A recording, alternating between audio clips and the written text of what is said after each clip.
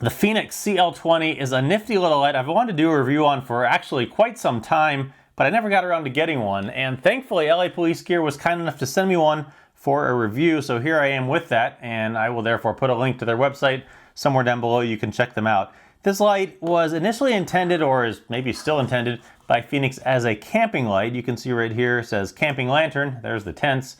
But because of the way it's set up, it has a bunch of other uses that I'll get to. This is the packaging that it comes with. It's great for display packaging. However, it's painful packaging if, say, you want to keep it intact to show in a YouTube video. The rest of you, though, shouldn't have a problem. You can probably just cut right across here with a pair of scissors and get into the light. On the front here, there's some basic stuff about the light. There is the back.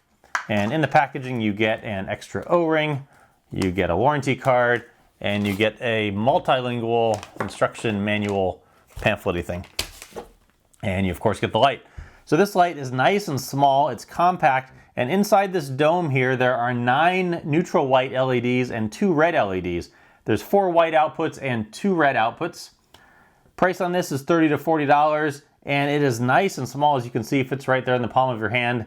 And with the 2 AA batteries in it, it comes in weighing 5 ounces. It takes either 2 AA batteries or 1 CR123. The AA's can be regular or rechargeable, and they all have different run times, which I'll get to in a little bit.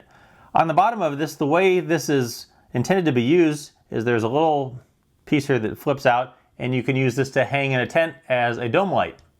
Nifty there. However, the other nifty feature about this is that this thing right here is a magnet. So say you had like a pair of scissors that you wanted to mount this on, you could mount it there, but plenty of other uses other than carrying a pair of scissors around to mount it on, which I'll get to in a bit.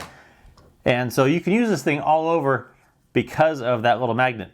The way you get into it to change the batteries is you take this little piece here and you just twist it and then you pull this off. Right in here is where that O-ring is, and this has IPX6 water rating, so it will resist water a decent amount. In there, there are the 2 AA batteries, and then underneath there is where you would put the CR123. The way this thing locks is you can see here, you twist it and these little pieces come out to lock it down in place. Seal it back up, push that in, and twist it, and it is now locked and sealed back up. The way the user interface on this is there's just one button here, and you long press it to turn it on. It comes on to 8 lumens as the low output, and each of the battery types have different run times, so I'll put those along the bottom, you can check it out, and I'll just go over the brightnesses here.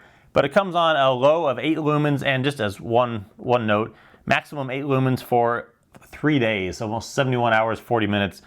From there, it will ramp up to 50 lumens, up to 100, and then the turbo, 165 lumens, which is more bright than you're going to need, and then back down to that 8 lumens. 8 lumens, plenty bright once your eyes are adjusted for most things.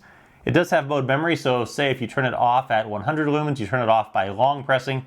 When you turn it back on, it will come back on to that 100 lumens. Also, from any of the outputs, if you double press, it goes into the red, and there are 2 red settings. There's the SOS that it starts in, and then single press, and it goes into just a solid red beam. The only thing with the mode memory is that it does not have mode memory for the red, so if you turn it off by long pressing, when you turn it back on, it's going to go into whatever white output you started at. I suppose it would be nice if it had mode memory for the red if you didn't want to ruin your night vision, but really all you need to do if you want to get into that, put your hand over it, turn it on, double press, and then you're in the red and your eyes are fine, pretty quick and easy. Some other possible uses for this, say there's a blackout and you need to light up some areas in your house, maybe the hallway, maybe the area by your front door, perhaps the living room. Maybe you have an old car and your trunk light doesn't work and you need to get some stuff in there at night when you're stranded. Maybe you're on the side of the road and you need to change your tire. It will stick right there to the side of the car, 165 lumens, plenty of time to change your tire. Maybe you're stranded on the side of the road at night and your car doesn't have a light up in the hood. We'll just hang it up in there and there's plenty of light to be able to fix whatever engine issues you might have. And of course, while I don't have a tent to camp out in here in my house, you could certainly hang it from the dome of a tent and it will act as a nice area light in the tent, either red or white. So as you can see, lots of uses for this light, both the intended camping type use, but a myriad of other emergency type uses. Keep it in your car if you get stranded on the side of the road at night. Keep it in your house in case of a blackout. It's great for lighting up a room.